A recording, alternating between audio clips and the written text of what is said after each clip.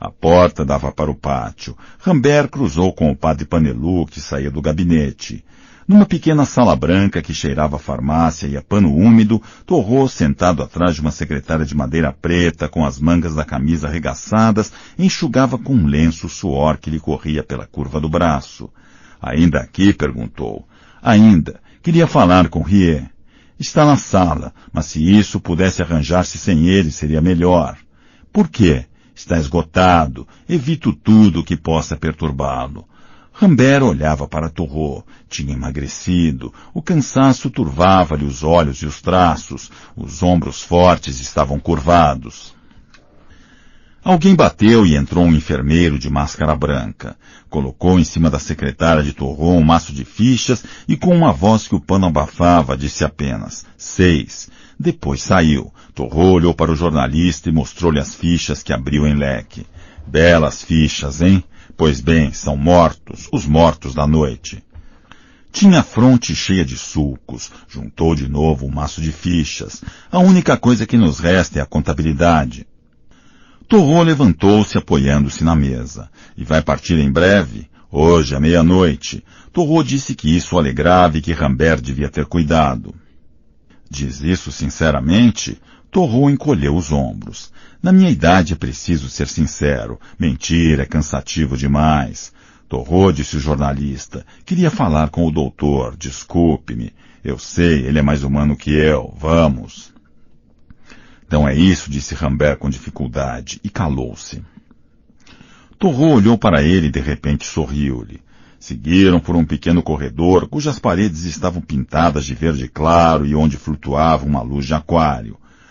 Pouco antes de chegarem a uma porta dupla envidraçada, por detrás da qual se via um curioso movimento de sombras, Torrot fez Rambert entrar numa sala muito pequena, inteiramente coberta de armários.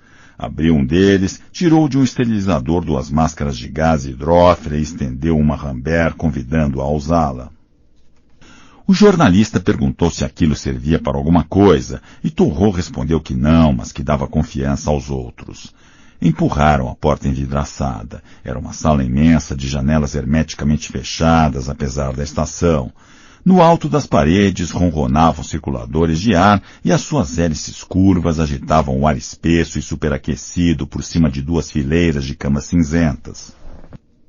De todos os lados vinham gemidos surdos ou agudos que formavam apenas um lamento monótono. Homens vestidos de branco deslocavam-se com lentidão na luz crua que transbordava das janelas guarnecidas de grades. Rambert sentia-se pouco à vontade no calor terrível da sala e teve dificuldade em reconhecer Rie curvado sobre uma forma que gemia.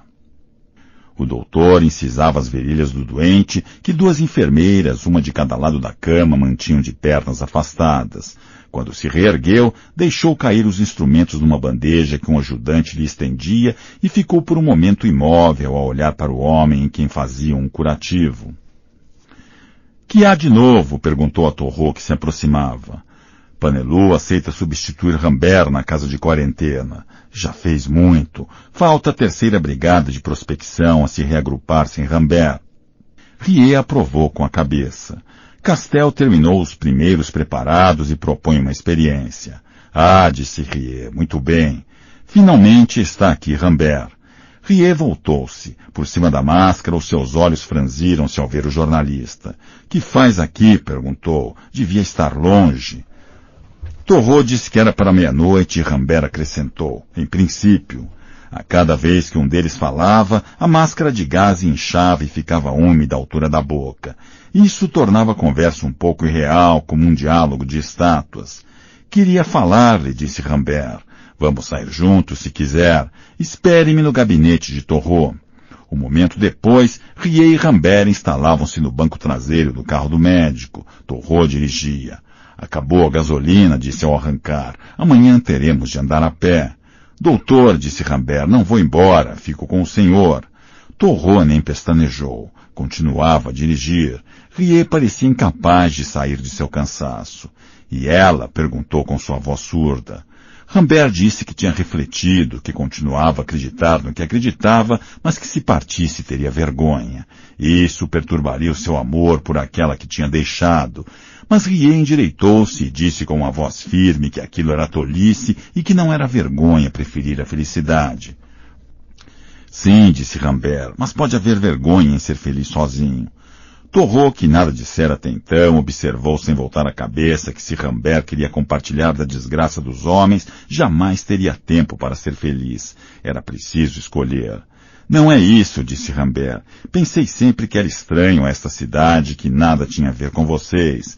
Mas agora que vi o que vi, sei que sou daqui, quer queira, quer não. A história diz respeito a todos nós. Ninguém respondeu e Rambert pareceu impacientar-se. Aliás, sabe muito bem disso. Senão, o que fariam neste hospital? Acaso fizeram a sua escolha e renunciaram à felicidade? Nem Torrot nem Rier responderam ainda. O silêncio durou muito tempo até que se aproximaram da casa do médico. E Rambert de novo fez a sua última pergunta com mais força ainda. Só Rier se voltou para ele. Ergueu-se com esforço. Perdoe-me, Rambert, disse, mas não sei. Fique conosco, já que assim o deseja. Uma guinada do carro fê-lo calar-se. Depois prosseguiu, olhando em frente. Nada no mundo vale que nos afastemos daquilo que amamos, e contudo, também eu me afasto sem que possa saber porquê. Deixou-se cair de novo sobre a almofada. É um fato, é só. Registremo-lo e aceitemos as suas consequências. Que consequências? Perguntou Rambert. Ah, disse Rier, não se pode ao mesmo tempo curar e saber. Então, curemos o mais depressa possível, é o mais urgente. À meia-noite, Torrot e o doutor faziam para Rambert o mapa do bairro que estava encarregado de fiscalizar, quando Torrot olhou para o relógio. Ao levantar a cabeça, encontrou o olhar de Rambert. Não os avisou? O jornalista desviou o olhar. Tinha mandado um recado, disse com esforço, antes de vir ao encontro de vocês. Foi nos últimos dias de outubro que o soro de Castel foi experimentado. Praticamente era a última esperança de Rier. Em caso de novo fracasso, o médico estava convencido de que a cidade toda ficaria entregue aos caprichos da doença, quer a epidemia prolongasse os seus efeitos durante longos meses ainda, quer decidisse deter-se sem razão. Na própria véspera do dia em que Castel veio visitar Rier, o filho do Sr. Otton adoecera e toda a família fora posta em quarentena. A mãe, que saíra de lá pouco antes, viu-se, pois, isolada pela segunda vez. Cumpridor das determinações legais, o juiz mandara chamar o Dr. Rier logo que reconheceu no corpo da criança os sinais da doença. Quando Rier chegou, o pai e a mãe estavam de pé junto à cama. A menina tinha sido afastada. O garoto estava no período de abatimento e deixou-se examinar sem se queixar. Quando o médico levantou a cabeça, encontrou o olhar do juiz, e atrás dele o rosto pálido da mãe, que colocara um lenço na boca e seguia os gestos de Rier com os olhos dilatados. É isso, não é verdade? Perguntou o juiz com uma voz fria. Sim, respondeu Rier, olhando de novo para a criança. Os olhos da mãe dilataram-se ainda mais, mas ela continuava calada. O juiz calou-se também e depois disse num tom mais baixo. Pois bem, doutor, temos de fazer o que está determinado. Rier evitava olhar para a mãe, que mantinha o lenço na boca. Será rápido, disse ele hesitando, se eu puder telefonar. O Sr. Otton disse que ia indicar-lhe o caminho, mas o doutor voltou-se para a mulher. Lamento muito. Acho que devia preparar as suas coisas, sabe como é. A senhora Otton parecia perplexa, olhava para o chão. Sim, disse ela, abanando a cabeça, é o que eu vou fazer. Antes de sair, Rier não pôde deixar de perguntar se não precisavam de nada. A mulher continuava a olhá-lo em silêncio, mas desta vez o juiz desviou o olhar. Não, disse ele engolindo a saliva, mas salve o meu filho. A quarentena, que a princípio era uma simples formalidade, tinha sido organizada por Rier e Rambert de uma maneira muito rigorosa. Em especial, tinham exigido que os membros de uma mesma família fossem sempre isolados uns dos outros. Se um dos membros da família tivesse sido infectado sem o saber, era preciso não multiplicar as possibilidades da doença. Rier explicou estas razões ao juiz, que as achou razoáveis. Entretanto, a mulher e ele olharam-se de tal modo que o médico sentiu até que ponto esta separação os deixava perturbados. A senhora Otton e sua filha puderam ser alojadas no hotel de quarentena dirigido por Rambert. Para o juiz de instrução, porém, já não havia lugar senão no campo de isolamento que a prefeitura estava organizando no estádio municipal com o auxílio de barracas emprestadas pelo Serviço de Vigilância Sanitária. Rie pediu desculpas, mas o juiz disse que havia uma só regra para todos e que era justo obedecer.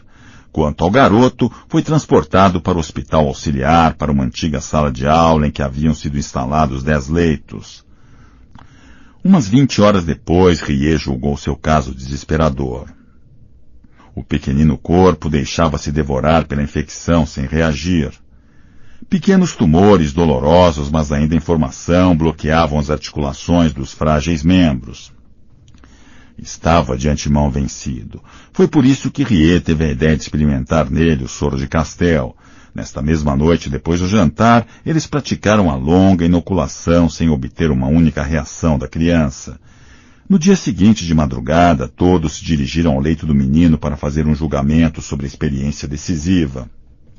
A criança, saída do seu torpor, agitava-se convulsivamente entre os lençóis. O doutor Castel e Torrot estavam junto dele desde as 4 horas da manhã, acompanhando passo a passo os progressos ou recuos da doença.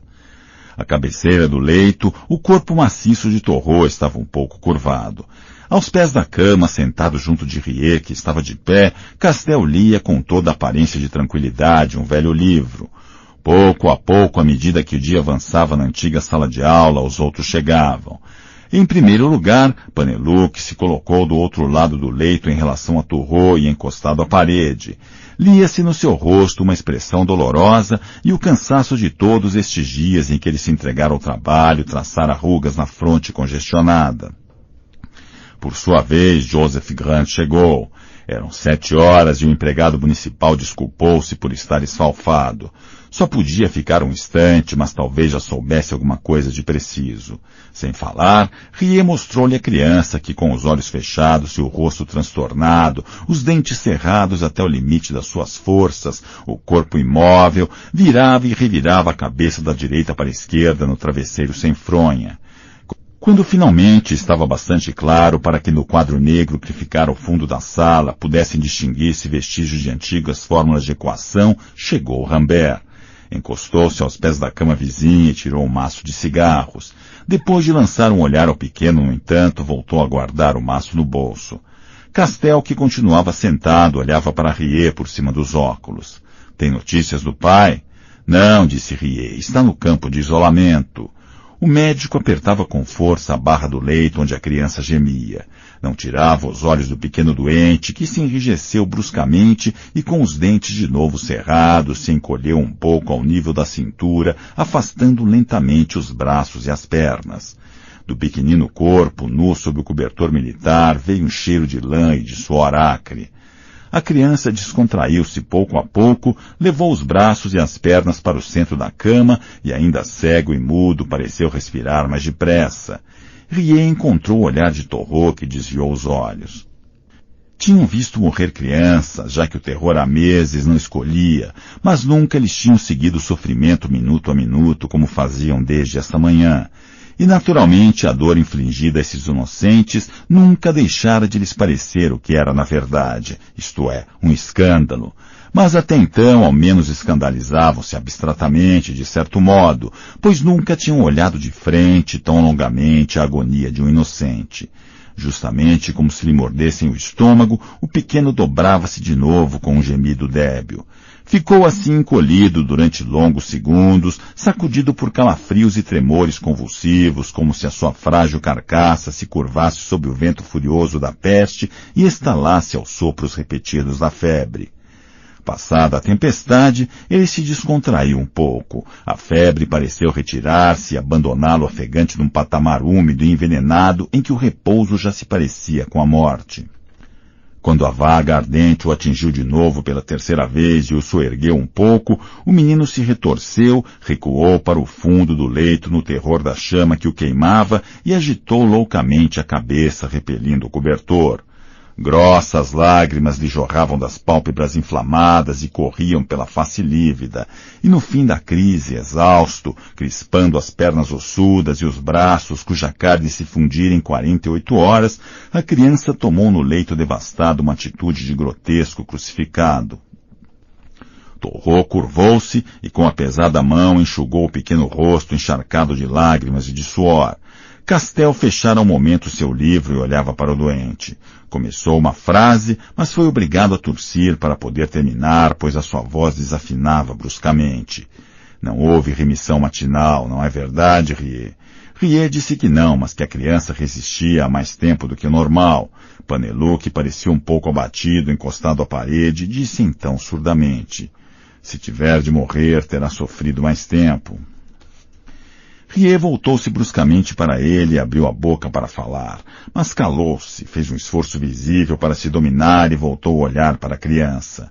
A luz aumentava na sala. Nas outras 5 camas, formas mexiam-se e gemiam, mas com uma discrição que parecia combinada. O único que gritava no outro extremo da sala soltava com intervalos regulares pequenas exclamações que pareciam traduzir mais espanto que dor. Parecia que mesmo para os doentes não era já o terror dos primeiros tempos. Agora havia até uma espécie de quiescência na maneira como aceitavam a doença. Só o pequeno se debatia com todas as suas forças. Rie, que de vez em quando lhe tomava o pulso sem necessidade, aliás, mas para sair da imobilidade impotente em que se encontrava, sentia ao fechar os olhos essa agitação misturar-se ao tumulto do seu próprio sangue. Confundia-se então com a criança supliciada e tentava apoiá-la com toda a sua força ainda intacta. No entanto, reunidas um minuto, as pulsações dos seus 2 corações desencontravam-se. A criança lhe escapava e seu esforço perdia-se no vácuo. Soltava então o frágil pulso e voltava ao seu lugar. Ao longo das paredes caiadas, a luz passava do rosa ao amarelo. Por trás da janela, uma manhã de calor começava a crepitar. Mal se ouvia Gran sair dizendo que voltaria. Todos esperavam. A criança, sempre de olhos fechados, parecia acalmar-se um pouco. As mãos, que agora pareciam garras, raspavam suavemente os flancos do leito. Depois subiram, coçaram o cobertor perto dos joelhos e, de repente, o pequeno dobrou as pernas, aproximou as coxas do ventre e imobilizou-se. Abriu então os olhos pela primeira vez e olhou para Rie, que se encontrava diante dele. No rosto cavado, agora como que fixado numa argila cinzenta, a boca abriu-se e quase imediatamente emitiu um único grito contínuo que a respiração mal modulava e que encheu de súbito a sala de um protesto monótono, desafinado e tão pouco humano que parecia vir de todos os homens ao mesmo tempo. Rie cerrou os dentes e Torrô voltou-se. Rambert aproximou-se do leito, perto de Castel, que fechou o livro que ficara aberto sobre os joelhos. Panelu olhou para a boca infantil, conspurcada pela doença, cheia desse grito de todas as idades, e deixou-se cair de joelhos, e todos acharam natural ouvi-lo dizer com uma voz um pouco abafada, mas nítida por detrás do lamento anônimo que não cessava: meu Deus, salvai esta criança! Mas a criança continuava a gritar, e à sua volta os doentes agitaram-se. Aquele cujas exclamações não haviam cessado no outro extremo da sala, precipitou o ritmo do seu lamento até fazer dele também um verdadeiro grito, enquanto os outros gemiam cada vez com mais força. Uma maré de soluços irrompeu a sala, cobrindo a oração de Panelu, e Rie, agarrado à barra do leito, fechou os olhos bêbado de cansaço e de desgosto. Quando voltou a abri-los, encontrou Torrô a seu lado. Preciso ir embora, disse. Não consigo mais suportá-los. Mas bruscamente os outros doentes calaram-se. O médico reconheceu então que o grito da criança tinha enfraquecido, que enfraquecia ainda e que acabava de cessar. À sua volta, os lamentos recomeçavam mais surdamente, como um eco longínquo da luta que acabava de terminar, porque a luta chegara ao fim. Castel tinha passado para o outro lado do leito e disse que tudo findara. Com a boca aberta, mas muda, a criança repousava no fundo dos cobertores em desordem, subitamente menor, com restos de lágrimas no rosto. Panelu aproximou-se do leito e fez os gestos da bênção. Depois saiu pelo corredor central. Será preciso recomeçar tudo? Perguntou Torrô a Castel. O velho médico abanava a cabeça. Talvez, disse com um sorriso crispado. Afinal, ele resistiu muito tempo. Mas Riet saía já da sala com um passo tão precipitado e com um tal aspecto que quando passou por Panelu, este estendeu o braço para detê-lo. Vamos, doutor, disse-lhe. Com o mesmo movimento arrebatado, Riet voltou-se e lançou-lhe com violência. Ah, aquele pelo menos era inocente, como o senhor bem sabe. Depois voltou-se e, atravessando a porta da sala, antes de Panelu, chegou ao fundo do pátio da escola. Sentou-se num banco entre as pequenas árvores poeirentas e enxugou o suor que já lhe escorria pelos olhos. Tinha vontade de gritar mais para desfazer, enfim, um nó violento que lhe apertava o coração. O calor caía lentamente entre os ramos das árvores. O céu azul da manhã cobrira-se rapidamente de uma névoa esbranquiçada que tornava o ar mais abafado. Riet deixou-se ficar no banco. Olhava para os galhos, para o céu, recuperava lentamente a respiração, vencendo pouco a pouco o cansaço. Por que me falou com tanta raiva? Disse uma voz atrás dele. Também para mim o espetáculo é insuportável. Riet voltou-se para Panelu. É verdade, disse, desculpe-me, mas o cansaço é uma loucura, e há horas nessa cidade em que nada sinto senão a minha revolta. Compreendo, murmurou Panelu. Isso é revoltante, pois ultrapassa nossa compreensão. Mas talvez devamos amar o que não conseguimos compreender. Riet endireitou-se bruscamente. Olhava para Panelu com toda a força e toda a paixão que era capaz e abanava a cabeça. Não, padre, disse ele, tenho outra ideia do amor, e vou recusar até a morte amar esta criação em que as crianças são torturadas. No rosto de Panelu passou uma sombra de perturbação. Ah, doutor, exclamou com tristeza, acabo de compreender aquilo a que se chama graça. Mas Riet deixara-se cair de novo no seu banco.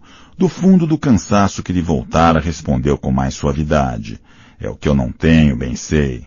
Mas não quero discutir isso com o senhor. Trabalhemos juntos para qualquer coisa que nos une para além das blasfêmias e das orações. Só isso é importante. Panelu sentou-se junto de Riet. Parecia comovido. Sim, disse ele, é verdade, também o senhor trabalha para a salvação do homem. Riet tentou sorrir. A salvação do homem é para mim uma palavra demasiado grande. Não vou tão longe. É a sua saúde que me interessa. A saúde em primeiro lugar. Panelu hesitou. Doutor, disse ele, mas deteve-se. Também sobre a sua fronte o suor começava a escorrer. Murmurou adeus e seus olhos brilhavam quando se levantou. E a partir quando Riet, que refletia, se levantou também e deu um passo na sua direção. Perdoe-me mais uma vez. Este rompante não voltará a se repetir. Panelu estendeu-lhe a mão e disse com tristeza. E contudo não o convenci. Que importância tem isso? Respondeu Riet. Como sabe, o que eu odeio é a morte e o mal, e quer queira, quer não, estamos juntos para sofrê-los e combatê-los. Riet segurava a mão de Panelu. Como vê, disse evitando fixá-lo, nem mesmo Deus pode nos separar agora. Desde que entrara para as brigadas sanitárias, Panelu não abandonara os hospitais e os lugares onde se encontrava a peste. Tinha se colocado entre os salvadores na posição que lhe parecia ser a sua, quer dizer, no primeiro posto. Não lhe tinham faltado os espetáculos da morte. E embora em princípio estivesse protegido pelo soro, a preocupação com a sua própria morte não lhe era estranha. Aparentemente mantivera sempre a calma. No entanto, a partir do dia em que vira longamente uma criança morrer, pareceu modificar-se. Lia-se no seu rosto uma tensão crescente. E no dia em que disse a Riet sorrindo que preparava nesse momento um curto tratado sobre o tema, um padre pode consultar um médico, o doutor teve a impressão de que se tratava de algo mais sério do que parecia dizer Panelu. Como o médico exprimisse o desejo de tomar conhecimento desse trabalho, Panelu anunciou-lhe que devia fazer um sermão na missa dos homens e que nessa ocasião exporia pelo menos alguns dos seus pontos de vista. Gostaria que viesse, doutor, o assunto vai lhe interessar. O padre fez o seu segundo sermão num dia de grande ventania. Para dizer a verdade, a assistência era menos numerosa que por ocasião do primeiro sermão. É que esse gênero de espetáculo já não tinha para os nossos concidadãos a atração da novidade. Nas circunstâncias difíceis que a cidade atravessava, a própria palavra novidade tinha perdido o seu sentido. Aliás, a maior parte das pessoas, quando não tinha desertado inteiramente dos seus deveres religiosos ou quando não os fazia coincidir com uma vida pessoal profundamente imoral, havia substituído as práticas normais por superstições pouco razoáveis. Era mais fácil usar medalhas protetoras ou amuletos de São Roque do que ir à missa. Pode-se dar como exemplo o uso imoderado que os nossos concidadãos faziam das profecias. Na primavera, com efeito, esperara-se de um momento para o outro o fim da doença, e ninguém pensava em pedir aos outros detalhes sobre a duração da epidemia, já que todos estavam persuadidos de que ela não duraria para sempre. Mas, à medida que os dias passavam, começaram a recear que esta desgraça não tivesse realmente fim, e ao mesmo tempo o término da doença tornou-se objeto de todas as esperanças. Era assim que passavam de mão em mão diversas profecias atribuídas a magos ou a santos da Igreja Católica. Editores da cidade viram rapidamente o proveito que poderiam tirar desta mania e difundiram em numerosos exemplares os textos que circulavam. Compreendendo que a curiosidade do público era insaciável, mandaram fazer pesquisas nas bibliotecas municipais sobre todos os testemunhos do gênero que a pequena história podia fornecer e espalharam-nos pela cidade. Quando a própria história já não tinha profecias, encomendaram-na a jornalistas que, ao menos nesse ponto, se mostraram tão competentes quanto seus modelos dos séculos passados. Algumas dessas previsões baseavam-se em cálculos estranhos em que intervinham o milésimo do ano, o número de mortos e a conta dos meses já passados sob o regime da peste. Outras estabeleciam comparações com as grandes pestes da história, tiravam delas semelhanças, que as profecias chamavam de constantes, e por meio de cálculos não menos estranhos, pretendiam extrair delas ensinamentos relativos à presente provação. Mas as mais apreciadas pelo público eram sem contestação as que, numa linguagem apocalíptica, anunciavam séries de acontecimentos, cada um dos quais podia ser aquele que a cidade sentia e cuja complexidade permitia todas as interpretações.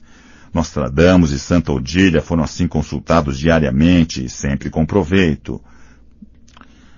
O que de resto se tornava comum a todas as profecias era o fato delas serem finalmente tranquilizadoras. Só a peste não era. Estas superstições substituíam para os nossos concidadãos a religião, e foi por isso que o sermão de Panelu se realizou numa igreja da qual a quarta parte estava vaga. Na tarde do sermão, quando o Rie chegou, o vento que se infiltrava em filetes de ar pelas portas de entrada circulava livremente entre os ouvintes.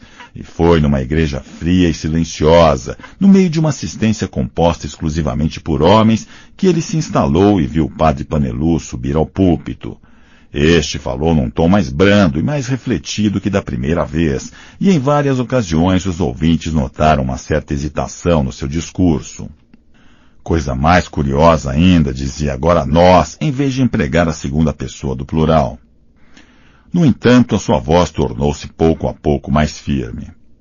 Começou por lembrar que a peste estava entre nós há longos meses e que agora que a conhecemos melhor, por a termos visto tantas vezes sentar-se à nossa mesa ou à cabeceira dos que nos eram queridos, caminhar ao nosso lado ou esperar a nossa chegada aos lugares de trabalho, agora, portanto, poderíamos talvez receber melhor o que ela nos dizia sem descanso e que talvez com a primeira surpresa não tivéssemos escutado bem.